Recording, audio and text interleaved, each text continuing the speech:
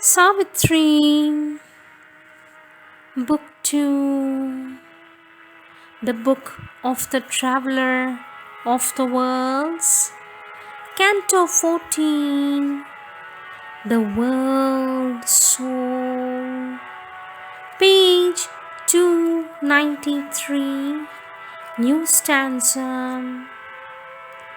Immersed in voiceless internatal trance, the beings that once wore forms on earth sat there in shining chambers of spiritual sleep, past where the pillar post of birth and death. Past was their little scene of symbol deeds. Past were the heavens and hells of their long road. They had returned into the world's deep soul. All now was gathered into pregnant rest. Person and nature suffered a slumber change. In trance, they gathered back their bygone selves in a background memories foreseeing muse, prophetic of new personality, arranged the map of their coming destiny's course.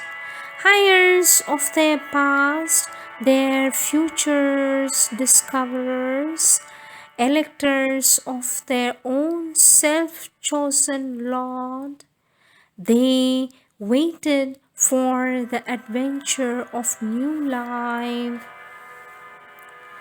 A person persistent through the lapse of worlds, although the same forever in many shapes, by the outward mind unrecognizable, assuming names unknown in unknown climes, imprints through time upon the earth's one page, a growing figure of its secret self, and learns by experience what the spirit knew till it can see its truth alive and gone.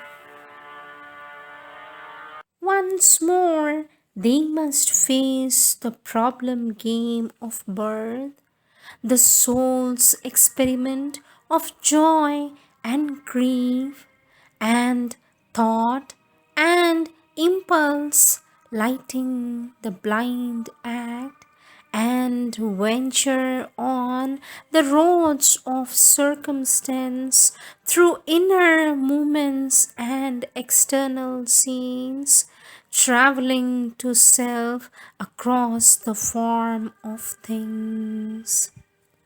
Into creation's center he had come, the spirit wandering from state to state, finds here the silence of its starting point, in the formless force and the still fixity and brooding passion of the world of soul. All that is made and once again unmade, the calm, persistent vision of the One inevitably remakes, it lives anew. Forces and lives and beings and ideas are taken into the stillness for a while. There they remold their purpose and their drift, recast their nature and reform their shape. Ever they change, and changing ever grow, and passing through a fruitful stage of death, and after long reconstituting sleep, resume their place in the process of the gods until their work in cosmic time is done. Here was the fashioning chamber of the worlds. An interval was left twixt act and act, twixt birth and birth, twixt dream and waking dream, a pause that gave new strength to do and be. Beyond were regions of delight and peace, mute birthplaces of light and hope and love, and cradles of heavenly rapture and repose. In a slumber of the voices of the world, he of the eternal moment grew aware. His knowledge stripped bare of the garbs of sense, knew by identity without thought or word. His being saw itself without its wheels. Life's line fell from the Spirit's infinity. Along a road of pure interior light, alone between tremendous presences, under the watching eyes of nameless gods, his soul passed on a single conscious power towards the end which ever begins again, approaching through a stillness dumb and calm to the source of all things human and divine. There he beheld in their mighty union's poise the figure of the deathless two in one, a single being in two bodies clasped, a diarchy of two united souls, seated, absorbed in deep creative joy. Their trance of bliss sustained the mobile world. Behind them, in a morning dusk, one stood who brought them forth from the unknowable. Ever disguised she awaits the seeking spirit, watcher on the supreme, unreachable peaks, guide of the traveler of the unseen paths. She guards the austere approach to the alone.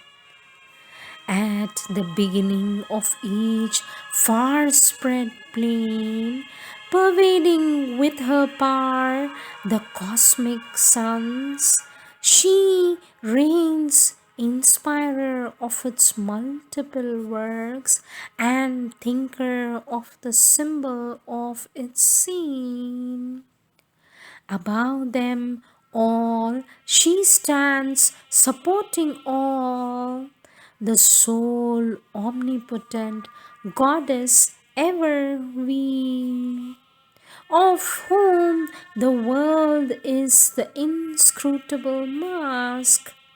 The ages are the footfalls of her tread, their happenings, the figure of her thoughts, and all creation is her endless act.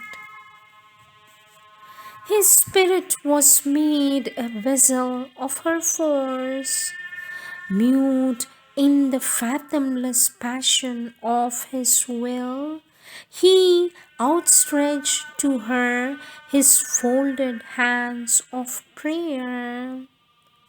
Then, in a sovereign answer to his heart, a gesture came as of worlds thrown away, and from her raiment lustrous mystery raised one arm, half parted the eternal veil.